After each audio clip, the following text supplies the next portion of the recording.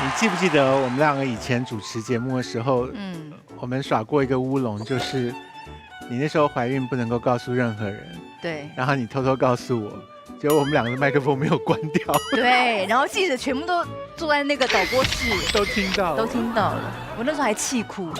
对你那时候真的很在意，是不是？对 ，OK， 所以你对于你的好朋友的定义，会觉得他不管是怀孕或者是交往或者结婚，不可能不让你知道，一定要通知我。你会有这个自觉说，如果我有什么重大的感情进展，我会告诉我的好朋友。我现在没有什么重大的感情进展啊，退展。所以那个其实姐妹淘之间的感情，并不是建立在我有责任要让你知道，而是我想知道你对这段感情的看法。对，就是想要分享，然后听他的意见这类的。OK， 我们今天要问这件事情，因为我们有点好奇这个婚姻是怎么发生的。然后我们在这个一个人与另外一个人结下了这么重要的缘分的同时，就会好奇说，哎，到底我们错过了什么？然后现在已经进展到什么阶段了？所以这是我们今天节目要研究的方向。我们的节目叫做《花花万物》，是《花花万物》呢，是由雪花马尔斯绿啤酒赞助播出。世界虽然无聊，还好我会创造雪花马尔斯绿。那我们今天的来宾有2位，我们现在欢迎第一位进场。欢迎王东城。S 姐好。Hello。你们庆典吗？真假的？这位不是结婚的那位。不是这是一德啊，对，一德你认识吗？因为我们之前有 partner 过参加别的节目。OK， 对。好，你进来，我们想问一下，说你知道你这个好朋友结婚的事？肯定知道的啊。从头到尾你都知道？算是。他们交往以来你都知道？算是。所以他们交往的时候说谎，你也觉得看得下去？没有说谎吧？他们没有承认他们在一起。应该说没有确定的官宣，没有官方宣布这件事情。所以如果你有女朋友，然后明明就是交往很久了，然后记者问你说你有没有女朋友，你是不是跟她在一起？你会说什么？有拍到吗？拍到再说吧。你会告诉我们你在交往，还是说不被我们发现的话你就不会讲，对不对？当然这种事尽量低调啦。对啊。为什么？啊？为什么？对，为什么？是怕分手，然后再交新的，就是会感觉不是，因为如果还没有官宣的情况下，你为什么那么 care 官宣呢？没有，因为哎呀，他学会这个字又不用，很可惜。就是这毕竟是2个家庭的事情，如果宣布的话，谁规定的？是吧？又不是一定要结婚，但交往一定要以结婚为前提啊。也没有啊，没有吗？你怎么那么老派啊？我是啦，比较传统一点。哪有？你以前交往都没有以结婚为前提啊。好的，欢迎汪东城，我们请他坐吧。谢谢。好，所以接下来是新郎哦。所以你今天，徐弟，你今天打算要问到什么程度？就是为什么前面谈恋爱的事都不让大家知道？而且等于他们以前每一次来我们的节目就在骗我们呢。对啊，而且他们听说交往10年，他们心里一定很乐啊，就是走出我们的摄影棚，他们就想这2个笨蛋什么都不知道啊。他们是不是交往10年了？在印象中，差不多是这个数值。等于是说飞轮海上我们节目的时候，我们问他，他就是在说谎。没，因为毕竟我不是当事者嘛，他就是说谎鬼，说谎精。我觉得还是问一下当事人好。我们欢迎说谎精出来。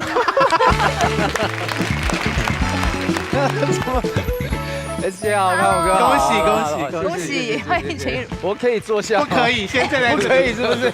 不可以啊！你为什么要说谎？先缓一口气，介绍一下来龙去脉好了。就是结婚是什么时候的事情？1月吗？过年前，就是去登记了。因为你的团员好友一直在讲官宣这件事情，所以官宣。其实那时候为什么要过年前宣布？是因为就是不想要滥用媒体资源，因为觉得大家过年放1个礼拜的假，那我觉得这真的就是小事情，所以我们就商量好，就是在过年前，我们在小年夜那一天23号登记的，对，就是那一天公布的，对，就是跟大家公开。S 跟我从头到尾一点线索都没有，我们2个表现像一个完全的笨蛋，你一定很高兴吧？我没有，我没有。你要娶的人是？我要娶的人是曾之乔啊，曾之乔啊。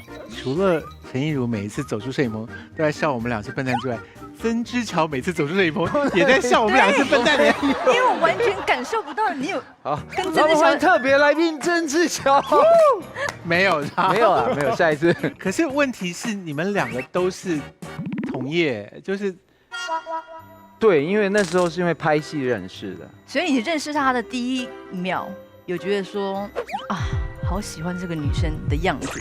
第一秒的时候我很愧疚，为什么？因为我们第一次见面的时候要开剧本会议，我迟到了，就我跟亚伦跟巧巧，然后我迟到了半个多小时，因为我去弄头发，因为要改那个造型，又爱耍大牌，又爱说谎，没有，就慢慢的吧，慢慢的，其实也没有说什么一见钟情，对啊，我比较不信一见钟情这个。好，等一下我们会问更多，然后你尽管告诉我们你当初不愿意告诉我们的事情。好，欢迎陈亦儒了，好，请坐。谢谢。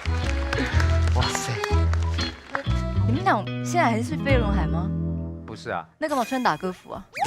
我们不是打歌服，这个有道理，这有道理。这你自己讲。我们来呢，一定想说好朋友一定要穿的比较像嘛，然后我就说，不然我们穿皮衣外套还是风衣或者什么？只能说我们非常重视这个节目。怎么样？我们要颁奖状给你吗？真的，详细一点，就是我们光是讨论上节目的造型，讨论3天3夜，三天3夜。你们是很久没有上节目？我觉得你们真的是太久没上节目了。不是，很久没有一起上，所以很兴奋，是不是？超嗨的啊！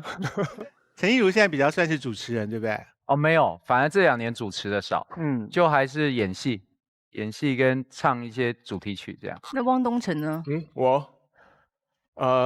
我算什么圈呢？他算是 cosplay 界圈的一个，他真的是 cos 界很热衷传奇的人物吗？因为他在我的朋友圈里面，然后他发的照片都是很认真而完整的 cosplay 的打扮，然后是凭自己的力量画出来的吗？我不知道，因为我看那个照片，我就想说，如果这是一个没有酬劳的事情，这个人就真的太疯了。就是你的每次 cosplay 都是有酬劳的吗？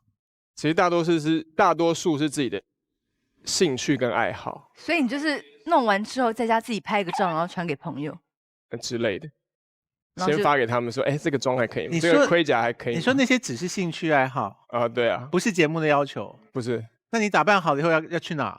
就自嗨。他会去很多那种 cosplay 的展览，主办方有邀请你去吗？没有，还买门票进去。对。你为什么不让大家知道，然后那些主办方就可以花钱请你去当嘉宾？对，因为我想过一些自己的生活，因为平时工作就是在荧光幕前，然后接受镁光灯，但我想要有一些自己的生活。所以你最厉害的 cosplay 是哪一个角色？最厉害的 cosplay 如果是玩妆的话，应该是什么七龙珠的，或者是灌篮高手的吧？你看他那个七龙珠很厉害啊！七龙珠那我看一下，是头发是怎么弄的？这顶是假发啦。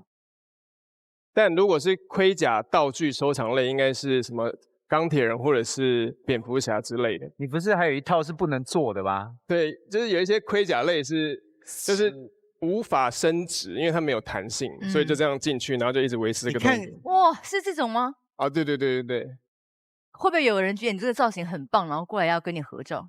会，但他们不会发现你是汪东城。不会，但因为之后真的有被发现，然后之后就成为了有一个 slogan 叫做漫展找大东，举凡看到很厉害的道具，对1.8米以上，直接喊汪东城，然后看他会不会转头这样。因为所有各大漫展一定有他。请问你去的会场是动漫展之外，你可以去别的地方吗？比方说，如果今天是一个什么电影节，你也可以去吗？可以啊，像确实，因为我那一套道具真的是太官方了，然后就是那个铁血战士的电影发布会就找我去。但我是这个造型，玩妆去，汪东城的身份去，然后我只是展示一下我的道具，这样。那你不是应该敬业一点，直接穿那个道具去吗？因为当你进入那个角色的时候，其实你会想投入，就不会想讲人话。那你会讲日文或什么，还是什么？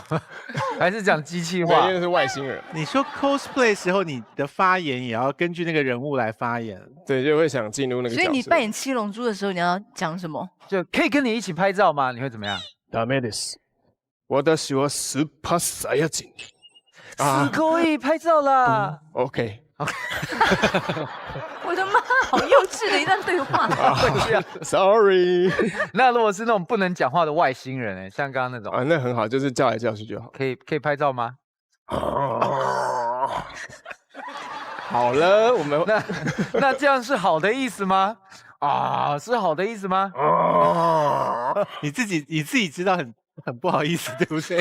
没有，你现在没有穿那个造型，那有点不是为什么你那么好 Q？他叫你干嘛你就干嘛。哦，对，所以漫展他找我们都不太跟他去。明明他就很丢脸，我还他们唯一1年陪我一次，只有万圣节才陪我。我们只有万圣节陪他，其他不陪。我们访问过 cosplay 的热爱者，对，然后他们就很乐在其中。我们应该这样看待汪东城，对不对？他就是这样一个热爱 cosplay 的人，只不过他同时是一位明星而已。所以这件事在你人生中现在是占最重要的部分吗？算是我人生中休闲娱乐占很大的一部分，非常大。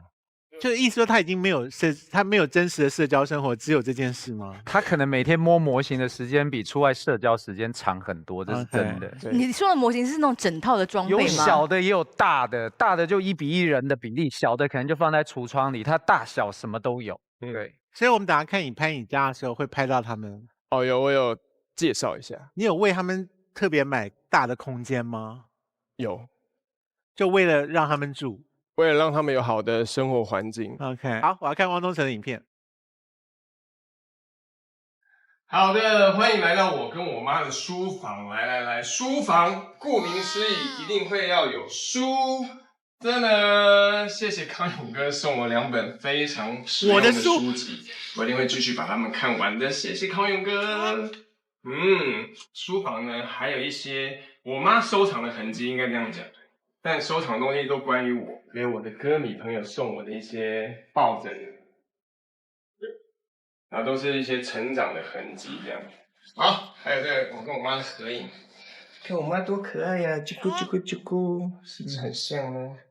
这个，这两个人是不是有在现场啊？这么瘦的这位小哥哥，现在肌肉线条练得挺好的哦。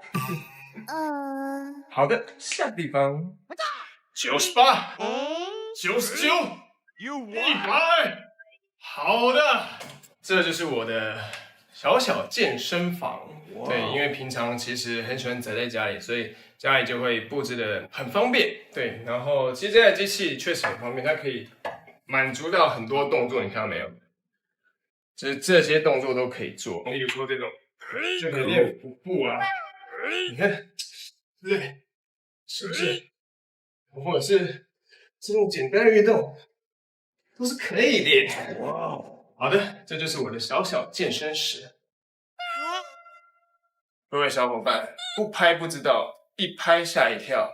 没错，我的马桶就是传说中的蹲式马桶。啊？怎么会在家里放蹲式马桶？为什么这个角度可以拍到我自己？这真的是一个蹲式的吗？我正前方有一面镜子。好的，说着说着就来到我的厨房了。哎呀，不好意思啊，这厨房一看起来就是缺乏女主人，没有人来开火，不知不觉就变成我的储物间了。就看到很多公仔的一些箱子，有时候在这边泡泡咖啡，沉思一下，想想人生，还是欢迎来这边做客。我的厨房。随时为你而开。哇，真的堆满呢！静，再靠近一点。哦，秘密基地。再靠近一点。哇，是的，看到我身后这么多的兄弟，假面骑士战队，兄弟多就是狂啊！好的，分别从这儿到这儿，目前有7尊。然后加上一颗木头，然后分别是 Black、兜、响鬼、空我、一奇哥。哇 ，Cool！ 刚好在这7位小伙伴里面呢，我钟爱的是空我，所以呢，你会发现它有3个形态。其实空我有很多形态，然后它有好几个颜色，但我就收集一些经典。那为什么这个形态只有1颗头？身体还在制作。不过呢，热爱假面骑士我会继续收藏的。Cool。Yeah。汪东城，你跟妈妈住一块啊？对，现在还是？还是。所以你从小到大都跟妈妈住一块？对。哇，你都不会想要有自己的房子啊？所以他有秘密基地啊。你可以躲在秘密基地过夜吗？可以啊，我都玩到忘了时间这样，过夜肯定也是会的吧？到底玩？我刚刚看到你在秘密基地啦，你在玩什么？换倒厨师机的水啊，擦玻璃啊，吸地板，就是希望他们维持在整齐的状态下，是不是？对，打发时间嘛。你时间花的太多了吧？你会带别人走进去吗？我助理居多。你助理高兴吗？害怕。要打扫，怕什么？怕什么？都变助理打扫，有鬼吗？他怕的不是打扫这个事情，是怕他们动起来，是不是？对。其实我会有秘密基地是从我妈开始的，你妈本来住在秘密基地。那个秘密基地确实是我妈妈以前做裁缝师留下来她的店面。我之所以会搬家搬到那，是本来我跟妈妈住嘛，然后本来这些东西是放家里，然后有一颗头就摆在那。其实我已经盖了一块布了，而且还给她还给她戴头盔，然后就放在那。然后我妈想说我又买什么东西，然后就把那个布打开，然后一看一颗头。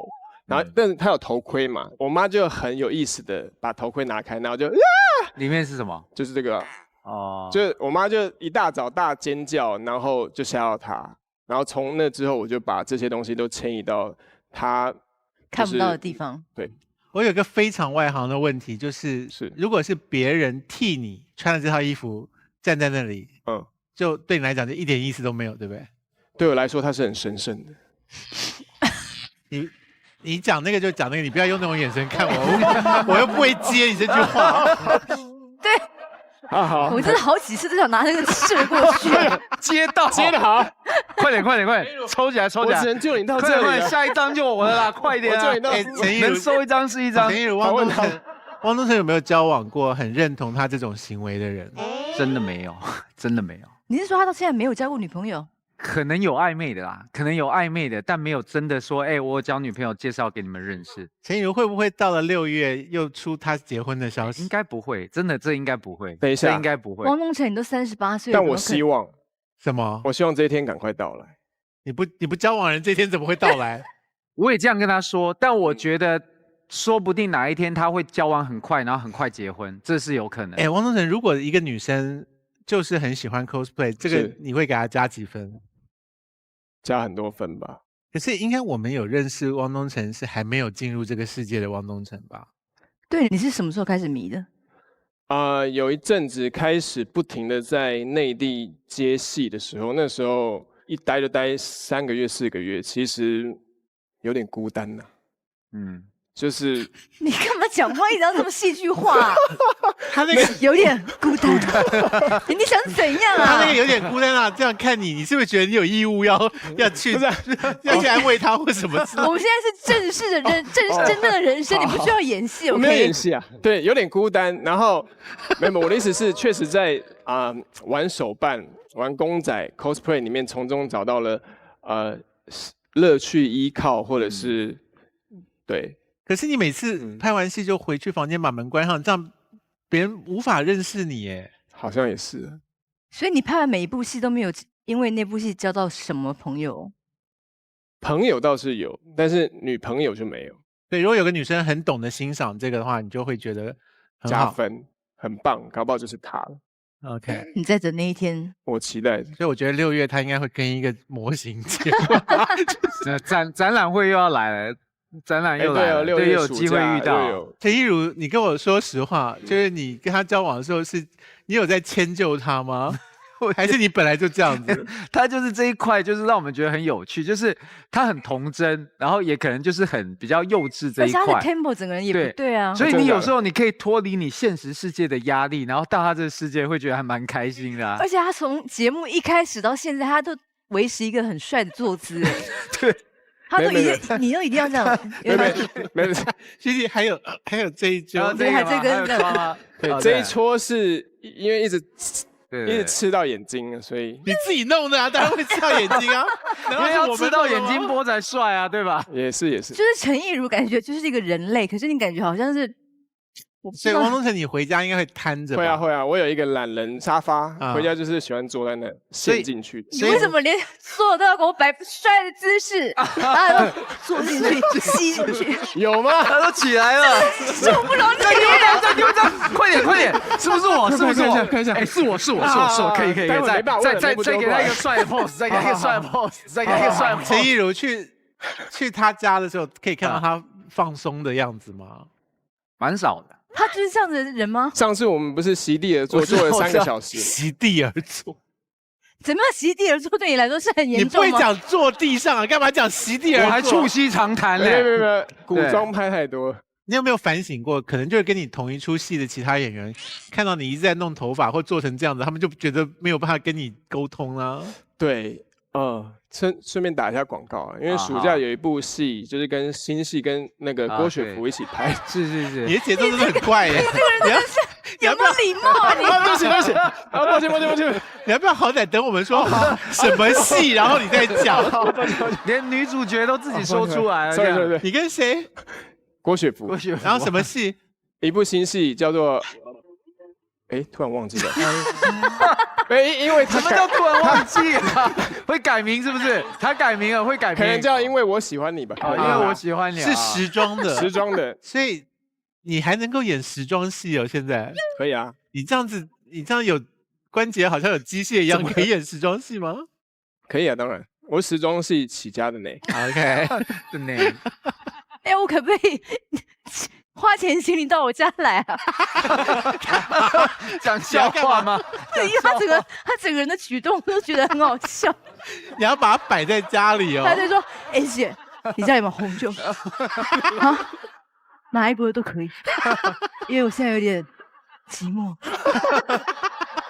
你们家里有这种人，我觉得不错。我一定会一直哈哈大笑。人工智能。所以你头是一定要有摆动。没，因为这一根它很尴尬，我要这样摆它才不会插到眼睛。那样摆还可以甩到刚好摆设的位置。所以如果那么麻烦，你干嘛要留这一根？我失误了。你再给我停顿看看！你再给我停！再丢一张，下一张，快点！看一下。这是你啊！我记得没有，是我做的。你们看他该有多可恶了！我不能理解，我失误了。你是不是很揍他？我觉得他已经忘记他进演艺圈之前的人生了耶。对，没有啊，因为他以前来我们节目有聊过他曾经打工的事情。是，他有过世间的工作啊，可是现在他已经回不去了啊。不会啊，我还是拥有那一颗赤子之心，而且不忘初衷。你再给我讲4个字的句子试试看。他这个到底在干嘛？我不知道。你那边到底有什么啊？没在这里，因为我们今天有化妆会卡粉。真的假的啦？会卡粉吗？会吧，多多少少。如果我们布景在你对面有一面墙是镜子，是你就会忘记我们，然后一直看那边。不会啊，不会。你不是疯狂的自恋？没有，自恋者。我不是。好，所以你有觉得世界上有比你帅的人吗？肯定有啊，陈亦儒啊。飞轮海里面，你觉得谁最帅？肯定是吴尊嘛。大家都觉得是毋庸置疑。那你的下一个问题又是那一题吗？那谁比较还好？谁比较还好？我吧。不会，你很有趣。只有有趣。好人卡。谢谢。汪东城，为什么厕所那个马桶是那一种？哇塞，对啊。这要追溯到学生时代，已经习惯那种感觉。你是觉得这姿势比较适合你，是不是？这姿势挺好的。而且我有个疑问，就是你把那个盖在一个很高的地方，就是你要爬楼梯上去，对不对？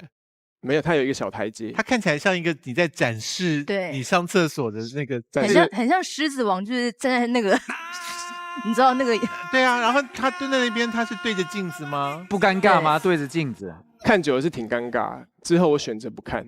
OK， 所以你都闭眼睛啊？就是我上厕所的时候会不戴眼镜，因为我近视。就是模模糊糊这样上完就走了。你有看他一直在摆 pose， 一直摆。我觉得我的疑问是说，等一下我们跟陈亦儒聊天的时候，他在旁边他要怎么自处？没事还是他可以这样你可以随时插花，我可以可以随时你可以盯住，我可以玩我的，然后在那边随时一直摆帮忙 pose，因为可能随时会 cue 到我的镜头对，我要这样。对，那看哪边亮就帮忙哈。你不能有放松的表情被拍到，是不是？可以啊，你可以痴呆吗？现在？现在算痴呆吗？你那要多现在还在呆？耍帅？痴呆，我不会，小 S 姐教我。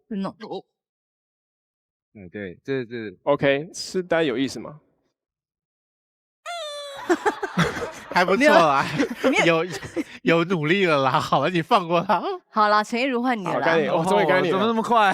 陈意如，你现在拍给我们看，这个就是你们两个将来住的地方吗？哦，，对，现在就是婚后会住的地方。对，他要搬进来的地 OK，方。好，我们来看。Hello，大家好，我是陈意如，欢迎来到我家，走，进来看看。现在来到了我的复健中心，我家很像复健中心，为什么？运动完一定要用滚筒来伸展你的大腿、身体、背，然后会比较舒服。比如说大腿前侧就会这样子压，用你身体的重量，比较酸的地方就慢一点，这样子就会很舒服。只有滚筒的话，我就训掉了。看到我手上没有？还是2支不同品牌的筋膜枪。哦，这个你就这样。你如果肩膀酸痛，你就可以打肩膀，然后它还可以调角度，你可以打到背，包括大腿啊，也可以打。这是筋膜枪。再来更厉害了。比如说我最近健身手腕有点扭到，很痛，所以我就可以贴上这个电疗仪的电疗片，然后这样子打开，它就开始麻了。你看我的手，你看我的大拇指，它电疗的时候我就会动，所以这是我家的复健中心。电疗说当然会颤抖啊，这有什么好拍的？给大家看一下，我号称有200双鞋以上。对，那因为我很喜欢打篮球，所以 LeBron James 的篮球鞋 ，Jordan 的篮球鞋，对，现在也可以当潮鞋穿了，也可以打篮球。Kobe Bryant 的篮球鞋，讲究速度的选手，就是比较轻盈一点点。然后还有很多各式各样运动鞋、潮鞋、跑步鞋。再来看一下这边。皮鞋啊，牛津鞋呀、休闲鞋啊，各式各样，只要什么款式、什么颜色，我都尽量去追求到最好最满。大家可以看到这里有满满的很多的衣服，因为毕竟工作需要嘛，然后也有一些当然自己喜欢的私服啦。好，我们再往这边看一下，这个更衣室被我装得很满，很满。为什么这边都空的呢？最近我在做一件大事，因为我的另一半他跟我说他可能也需要一半的更衣室，所以我最近很努力的在把这一半清出来，要给他放他的东西。然后这里你看，继续可以看到有很多我喜欢的 LeBron James 的球服，都是23号，包括我去比赛我也会23号。我的朋友Jeremy Lin 林书豪的签名球衣，对，这都觉得蛮特别的，都是一个喜欢的东西。然后这些衣服呢，是大东送给我的，我的好兄弟送给我的帽 T， 过年比较喜气，他就会送我一件红色，然后黑色比较好搭。你从哪里挖出来的？那有在穿啊？哎呦，不错、是不是？所以这边我还是会慢慢处理掉，让我的另一半有更多的空间可以放他的衣服。当然，除了这些，还有受老婆影响才看的书，老婆做的爱心餐，浪漫的手写纪念册，和彼此年少时就相伴的记忆。究竟新婚的陈亦儒生活有多甜蜜呢？就让他来现场讲一下吧。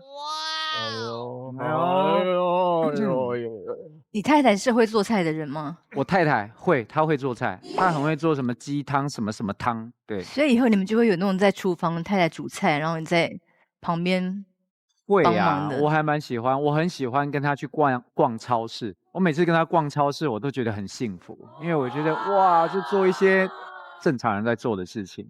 正常人。对啊，就跟喜欢的另一半去逛超市，而不是逛模型店哦。汪东城实在很像科幻片里面对，第一次认识地球的人。所以当时会在意说对方2个人都是演员这件事吗？其实也不是身份问题，应该是觉得说，如果真的没有一个结果的话，我们比较倾向不公开。万一分手的话什么的。对，你们2个交往中有一直在觉得说可能撑不到10年，可能撑不到10年吗？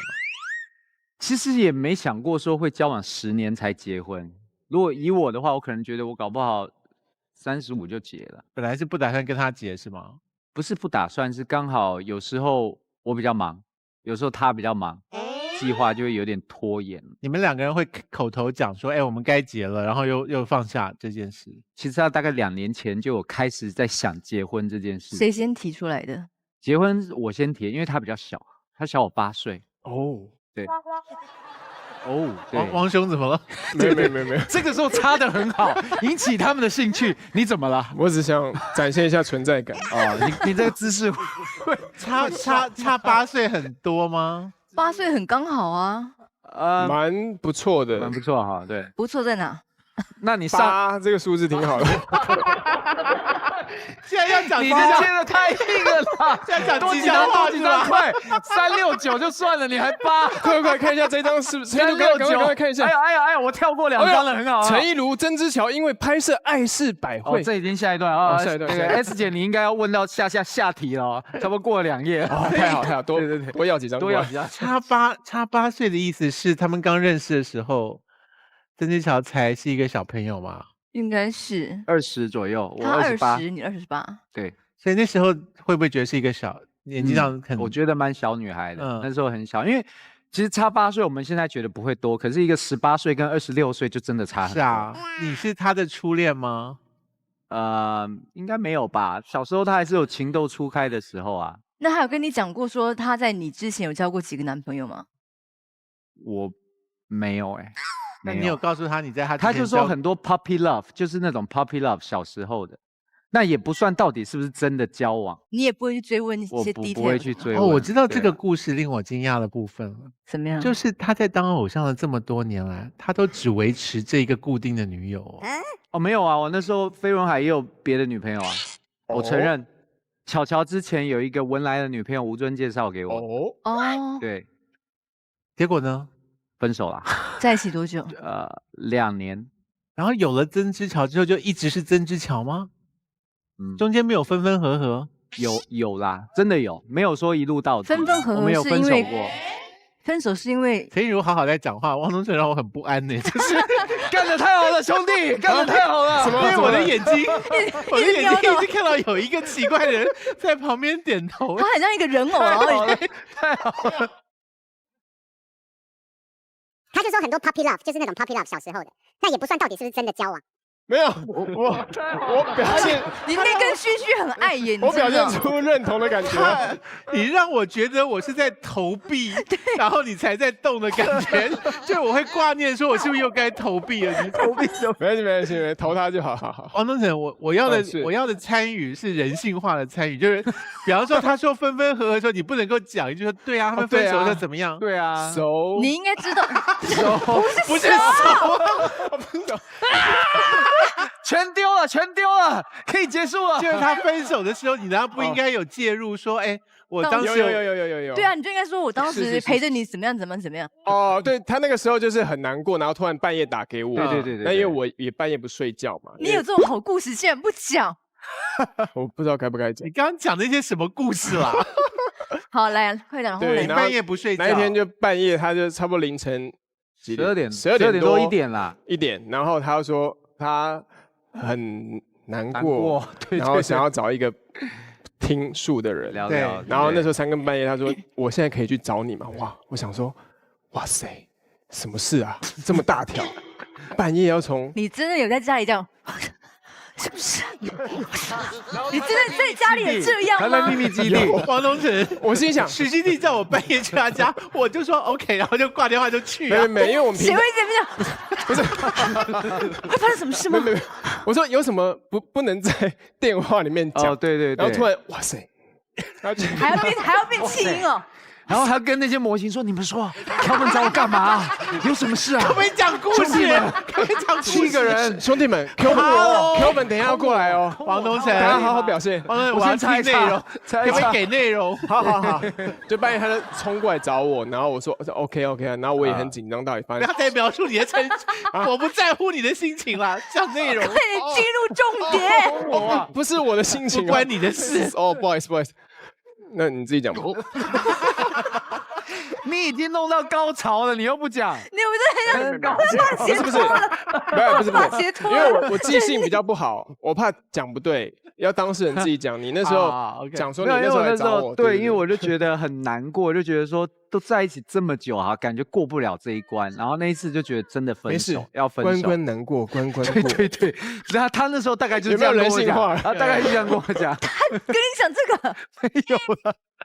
我就去到模型基地找他，对，然后他还真的在那边擦东西哦，他在擦东西就等我一下，然后擦完了以后就那时候还没那么满，中间2楼还有一块空地，是，然后我们就席地而坐，在那里聊天。他给你的那个回应是你想听的吗？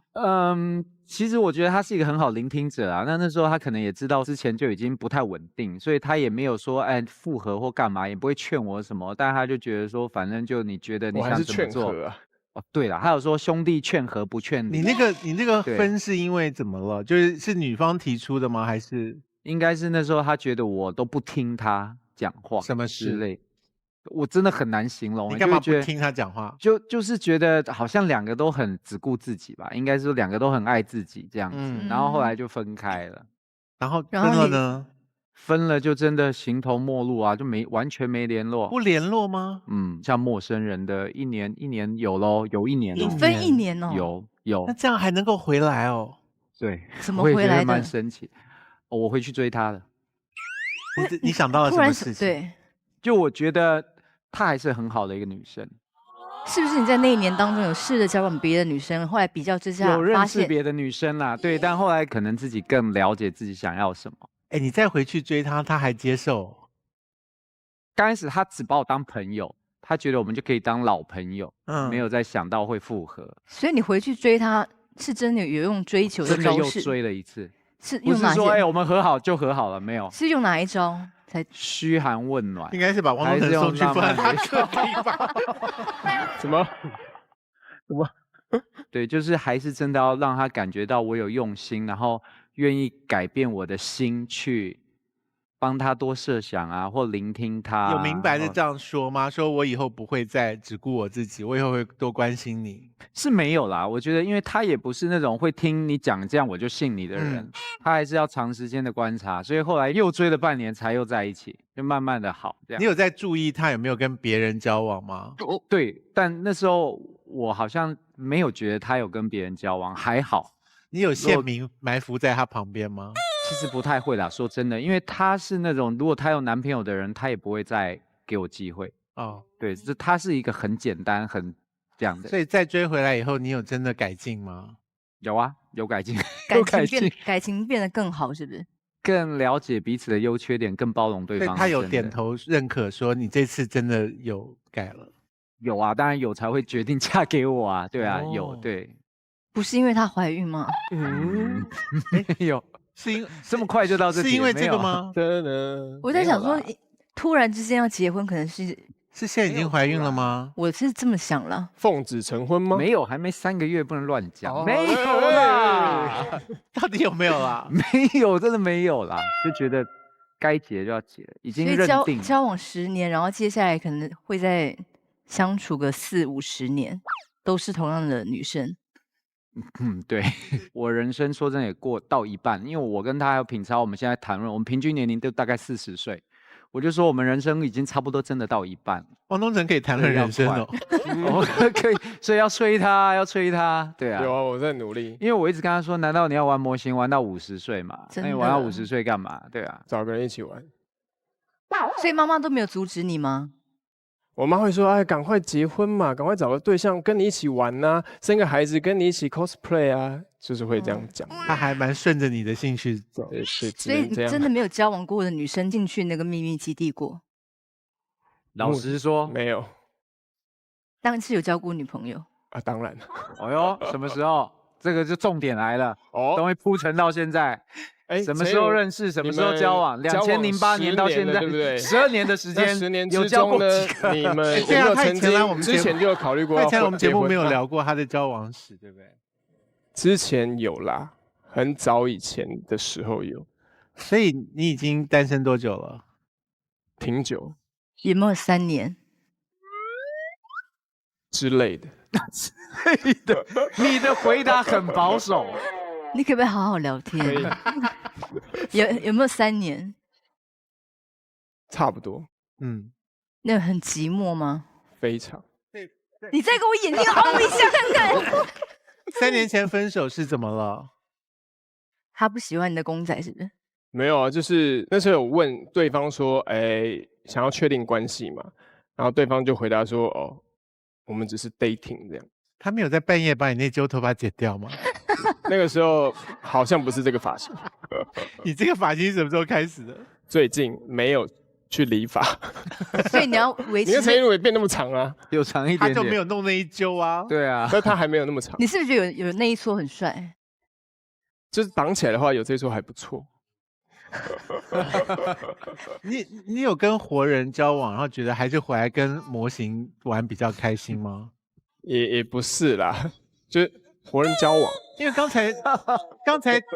才陈意如讲的事情都很入情入理，就是我们对听得懂。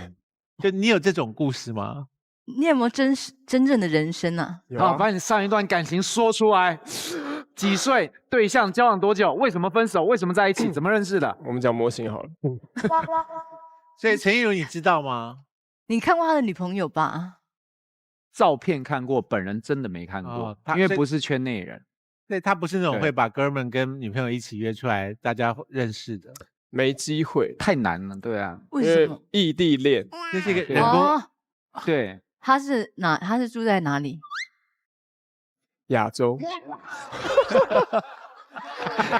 不在台北就我对了。这边还有很多张哦。啊，再多一点，多一点。要不要帮你装到多一点刀边？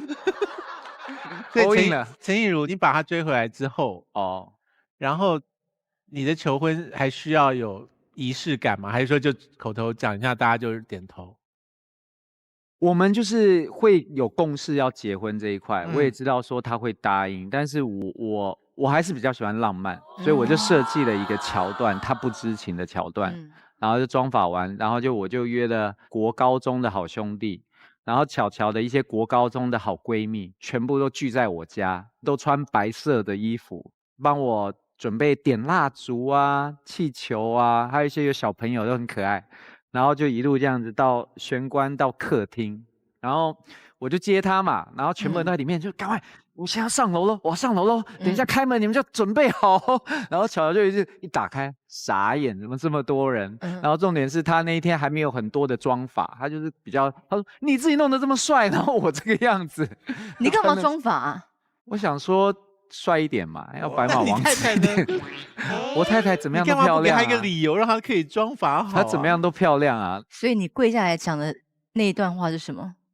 我就是说我们在一起这么久，然后就还是我觉得你就是我在找的那一个 Miss Right， 然后我想要用下半辈子照顾你之类的这样子，对啊。这个结婚有很大的部分一定是女方的家长觉得为什么一直不结婚，会会有家长会给压力吧？这边我爸妈比较会，因为是哦可能我年纪比较大，我爸比较传统，嗯，然后他们家本来就知道巧巧是一个很有自己想法的女生，所以其实并不会一直去催她。那你们现在对结了婚之后，你爸妈一定会一直疯狂的逼你生小孩啊？哎，这个倒不会，因为我爸爸知道我结婚就已经很开心了，嗯就还是尊重我们，对啊。你结婚了，心情有改变吗？觉得人生搞定，还是说被限制了？被限制倒还好，就是我觉得比较差比较多，就是他可能会说，哎，你老婆怎样怎样，然后那时候我会突然就是会意不过来，老婆这个是老婆，我老婆，对啊，就是这样，就会别人讲我才会觉得有比较有差别，嗯对。哎，你们两个在一起这么久，会不会很容易他记得往事的，你已经完全不记得了？还好耶，你都记得还好耶。像你们刚刚不知道，最后我们看到一个像日记的照片，对，我们去日本东京迪士尼，那时候他真的才21、22岁最多，然后就我真的看他从小到大，对，就我看他一路成长这样，是，对啊，其实都还记得啦，记性没那么差，还记得。哇，所以小乔的人生就是充满了这个男人呢，嗯，好惊人的成长历程哦。嗯，我也是把他看大的，对，而且他对你不会腻耶，也会啊，也会啊，所以他也有很多他自己的生活他会某些时圈刻叫你走开吗？因为我们两个家住很近，嗯所以其实我说结婚前我们不会一直住在一起，就是大家也需要彼此的空间。我们可能最多就是2天住1天，2天见1天。我们不是天天见的人。 OK，对，那结婚后一直到真的是这1、2个月才真的算住进来。结果呢这我又觉得有一点不一样了。所以住进来会觉得是变得比较幸福，还是觉得哇，好不自在？就会觉得真的不一样了，没有自己所谓的空间了，会少一点。天天见有吓到吗？天天见，目前还在新婚的状态，所以还可以，目前还可以。 OK，会一但起起来刷牙，一起吃早餐这种吗？可是就是如果大家有工作，不同时间出去，还是会不同时间出去啊。像有时候在台北，他工作比较多嘛，他可能比较早就出去，我还在睡觉。其实结婚如果有一些害怕的事情，就自己设计一个比较让自己舒服的生活方式好了。就是如果真的跟那个人一直睡在同一张床上，会觉得压力很大的话，就有时候要想办法可以不要对啊，有的时候可以睡客厅啊，对有时候之类的，就不用为了这个原因而那么害怕对婚姻这件事，而是为自己找到适合的方法。而且偶尔可以跟姐妹淘去旅个行啊，什么什么的。是你们真正结婚前会看到别的结婚的人，然后担心或者是羡慕吗？不会羡慕，不会羡慕，只会想说啊，滋什么啊？好想跟他分享我的心情。什么东西？就是会想要跟对方讲说已婚的心情是怎样的？因为2个人在一起那么久，真的是不容易。因为你刚刚讲那个是说从几岁开始，将来30、40年都是同一个人这件事，对，你表面上是在告诉他，其实你也是在告诉你自己。对，那你干嘛要用毛骨悚然的语气讲？因为如果是你的话，你不觉得很毛骨悚然吗？超级啊！我又听了就觉得毛骨悚然呢、所以怎么办？没办法啊，所以就玩 cosplay 啊，对不对？可以有很多只，空我就3只。我也想要其实拖越晚结婚就跟另外一半一可以起就越短越短，哎，剩30年，剩20年，哎，可以结了，可以结了。我也蛮想遇到一个另外一半，然后赶紧踏上婚姻的啦。其实也蛮渴望的。哎，如果有一个人跟你结，然后他就说你的原则就是要放掉这些嗜好，要陪我，这样 OK 吗？家里不能摆。我觉得蛮不 OK 的。不 OK？你厨房搞成那样，他怎么用？没有啊，你说厨房吗？我说所有的事情啊，就是你不可以再去秘密基地混没有啊，肯定要找一个可以，因为要生活下半辈子啊，肯定要找一个有很多共同点、很多共同话题。不会啦，他如果很重要，你可以放掉这些。但我希望找到的是可以陪我你一起 OK 了解做这些事的人，会更长久。你不如就祈祷其中一个人偶会活过来。陈亦儒，所以你结婚后感觉没有什么压力哈？我其实觉得还好哎，因为我跟他相处的时间这么长，这样其实还蛮顺其自然。对，所以外人可能会觉得闪婚你们怎么这样子，但其实没有，只是我们比较低调。你们前面真的埋得太好了耶。也还好啊，也是有被拍过啊。哎，你跟他分手那一年有松一口气，觉得哎可以换人了？也没有说一定要急着换人啊，就是觉得啊，我可以做我自己，我可以想干嘛就干嘛。那时候因为真的会分开，一定有一些原因的嘛。但是分开了以后，可能沉淀了1年多，又觉得又想起他的好，然后又觉得好像命运又把我们揪在一起。所以你现在回到那个生活里去，你就不能够想干嘛就干嘛喽？会比较还是要互相尊重一点。哎，你结婚会放下你健身的习惯吗？目前不会，但我想过可能有小孩以后就会影响到，到时候可能就要像他一样在家里装个器材。所以有一天变胖子有关系吗？变胖子，没有关系啊，只是就是我们不想让自己变胖子，这是自我，并不是另一半要求，是就自己喜欢这种感觉，对啊。曾之乔有很在意你的身材吗？超不在意，完全不在意，也不赞赏，根本就不爱。他说你要那6块肌干嘛？啊，他摸了6块肌，他没有觉得很 enjoy 哦。不完全不喜欢，他觉得6块肌又没有怎么样，你每天那边在意身材，在意你的体脂率干嘛？健康什么最重要？然后他就不希望我练得太过，然后或者我知道练或打球受伤都会被他骂，所以其实是一个虚华的事情，就是对别人看了很羡慕，可是当时的伴侣就还好。是，因为我老公练成那样，我也觉得怎么样？对啊，还好。他就说 ：“baby 怎么样？大不大？大不大？粗不粗？粗不粗？”我说：“很大很粗。”他说：“捏一下，捏一下。”然后就讲，对，那你还很配合。我们那个，不要。他会不摸，是不是？对啊，他会觉得你们男生好无聊，就是为了这些东西在这边争。所以其实不是为了伴侣的，不是崇拜，真的为了自己喜欢。对所以如果你叫汪东城说捏一下，他就会乖乖捏一下。我捏他？对啊，还好没不会啦，只是我们会互相就看一下，最近练的哪里好。你刚才要撂哪一句话？你应该有大拇指出来。我本来想撂说，我觉得我练的比较好。没，以前就是其实 Kelvin 是我们这些健身的朋友，我知道他讲话的他的头没有办法直的，对他一定要斜的，要斜的这样，那一根这样。告诉你，我们。你说，我说我们会彼此分享彼此的身材跟练的进度，在我们自己的群里。真的 ？Yeah， 分享到什么程度？我要吐了，不要再这样主持节目。所以刚才我们看到那个2个人都有跟健身有关的部分，一个人在家里设了健身区，然后另外一位是有健身餐，所以你们2个人有在竞赛的关系吗？在这件事情上？没有竞赛，就是2个都爱健身。比如说伏地挺身，有没有在比说谁可以做比较多下？这倒没有，所以如果现场我们看你们2个谁厉害，靠什么可以最快感觉得出来？现在不用讲，一定是他比较厉害。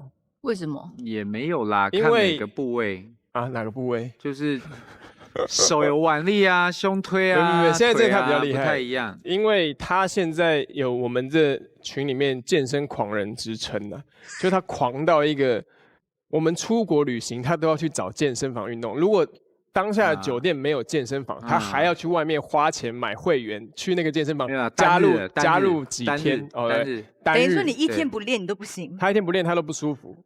我平常大概如果正常状态1个礼拜5到6天，本来6天最近减少到5天，因为我觉得身体有点负荷不了。对，然后到6天，然后如果出国旅行，像我们每次万圣节会去日本、韩国玩，比如说去6天，我的最低极限是2天练1天，所以我6天我就要练3天。所以你现场如果要让我们见识一下的话，你会做什么？他比较厉害啊，你比较厉害。你们一人做一招啦。其实这里没有器材让你觉得很厉害，我也不能告诉你我胸推100公斤啊，对不对？那个影片中是什么？但是我们两个有一个蛮厉害的这一招，我们2个有一个蛮厉害的，可以做这件事吗？啊，这个他也很厉害啊，可以啦，他可以做仰卧起坐啊，就这个撑的人也要用撑的人要核心跟腿跟腰，所以谁要撑谁？都可以啊，那你撑我，好，我撑你啊。好，你们2位要宽外套吗？就是穿外套、脱外套、脱外套，可以啊。脱外套，黄总，你要想多久？脱。你在那边，我在这，你在那，你在那，你在那，你在那，你在那，为什么？猜拳，猜拳，快一点啊！因为这一撮会挡到我自己。OK 啊，有道理。好了，真的看不出来他是一个很健身的人，看不出来。对，你要弄好，你要跳起来吗？跳起来，他上次有点跳起来，我有点快 hold 不住了。那这次不跳了，慢慢上来。等一下，好，上。等下停在这边好了。上，等一下，可以吗？等一下，你们到一口可以。哇，真的很重。好诡异的画面啊！你放，什么东西啦？到底等等，为什么感觉你说不好看你最近是不是因为常常跟乔乔住一起，然后都在搬家具，所以比较累？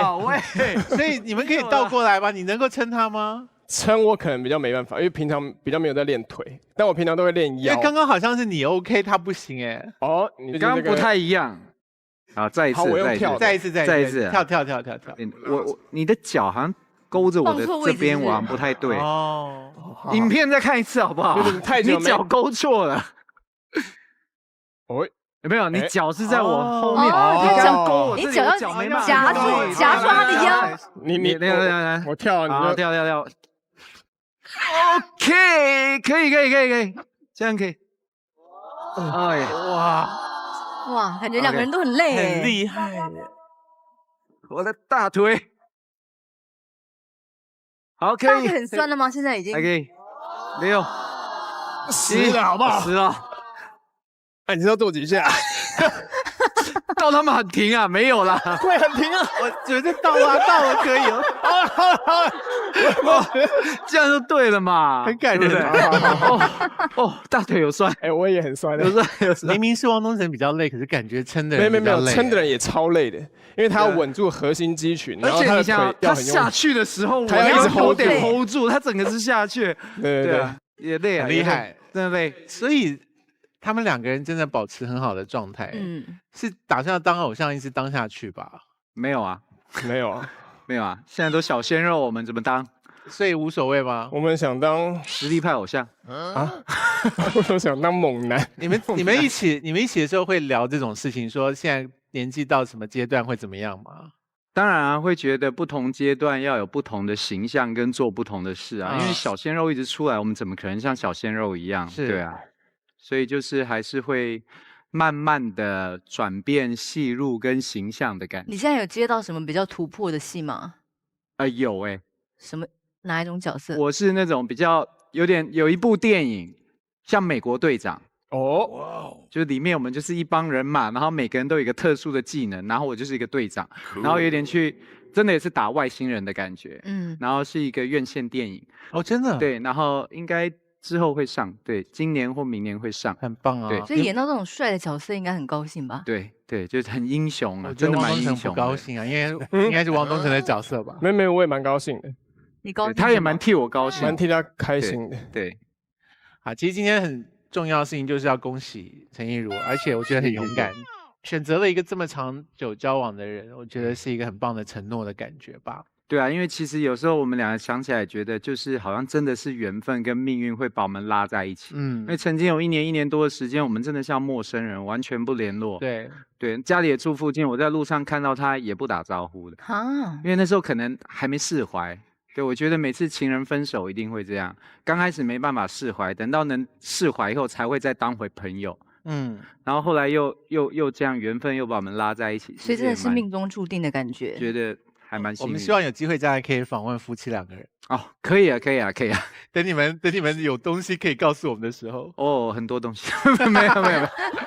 OK， 祝福你们哦！谢谢康永哥，谢谢汪东城，谢谢。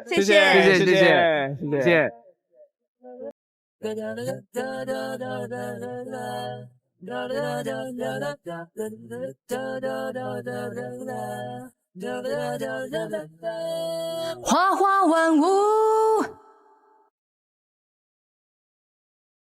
你记不记得我们2个以前主持节目的时候，我们耍过一个乌龙，就是你那时候怀孕不能够告诉任何人，对，然后你偷偷告诉我，结果我们2个的麦克风没有关掉，对，然后记者全部都坐在那个导播室，都听到了，我那时候还气哭。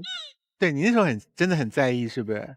对 ，OK， 所以你对于你的好朋友的定义，会觉得他不管是怀孕或者是交往或者结婚，不可能不让你知道，一定要通知我。你会有这个自觉说，如果我有什么重大的感情进展，我会告诉我的好朋友。我现在没有什么重大的感情进展啊，退展。所以那个其实姐妹淘之间的感情，并不是建立在我有责任要让你知道，而是我想知道你对这段感情的看法。对，就是想要分享，然后听他的意见这类的。OK， 我们今天要问这件事情，因为我们有点好奇这个婚姻是怎么发生的。然后我们在这个一个人与另外一个人结下了这么重要的缘分的同时，就会好奇说，哎，到底我们错过了什么？然后现在已经进展到什么阶段了？所以这是我们今天节目要研究的方向。我们的节目叫做花花万物，是花花万物呢，是由雪花马尔斯绿啤酒赞助播出。世界虽然无聊，还好我会创造雪花马尔斯绿。那我们今天的来宾有2位，我们现在欢迎第一位进场。欢迎汪东城。哎 ，S 姐好。 Hello， 哎，你好，你好，你好。你们庆典吗？真假的？哎，这位不是结婚的那一位。哎，不是啊，这是一德啊，对，一德，你认识吗？因为我们之前有 partner 过参加别的节目。OK，对。好，你进来，我们想问一下，说你知道你这个好朋友结婚的事？肯定知道的啊。从头到尾你都知道。算是。他们交往以来你都知道。算是。所以他们交往的时候说谎，你也觉得看得下去？没有说谎吧？他们没有承认他们在一起。应该说没有确定的官宣。没有官方宣布这件事情。所以如果你有女朋友，然后明明就是交往很久了，是，然后记者问你说你有没有女朋友，你是不是跟她在一起？你会说什么？有拍到吗？拍到再说吧。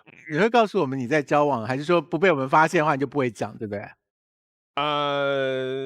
当然这种事尽量低调啦。对啊。为什么啊？为什么？对，为什么？是怕分手，然后再交新的，就是会感觉不是，因为如果还没有官宣的情况下，你为什么那么 care 官宣呢？没有，因为哎，他学会这个字又不用，很可惜。就是这毕竟是2个家庭的事情，如果宣布的话，谁规定的？是吧？又不是一定要结婚，但交往一定要以结婚为前提啊。也没有啊，没有吗？你怎么那么老派啊？我是啦，比较传统一点。哪有？你以前交往都没有以结婚为前提。好的，欢迎汪东城，我们请他坐吧，来请坐。好，所以接下来是新郎哦。所以你今天学弟，你今天打算要问到什么程度？就是为什么前面谈恋爱的事都不让大家知道？而且等于他们以前每一次来我们的节目就在骗我们呢。对啊，而且他们听说交往10年，他们心里一定很乐啊，就走出我们的摄影棚，他们就想这2个笨蛋什么都不知道啊。他们是不是交往10年了？在印象中差不多是这个数字。等于是说飞轮海上我们节目的时候，我们问他，他就是在说谎。没，因为毕竟我不是当事者嘛。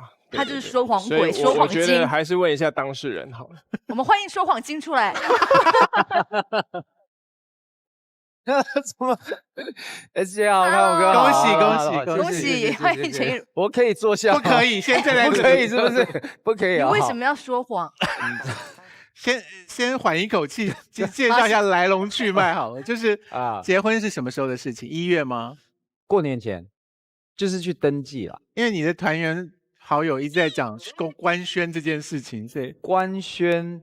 其实那时候为什么要过年前宣布？是因为就是不想要滥用媒体资源，因为觉得大家过年放1个礼拜的假，那我觉得这真的就是小事情，是，所以我们就商量好，就是在过年前，我们在小年夜那一天23号，登记啊，对，就是那一天公布的，对，就是跟大家公开。S 跟我从头到尾一点线索都没有，我们2个表现像一个完全的笨蛋，你一定很高兴吧？我没有，你要娶的人是。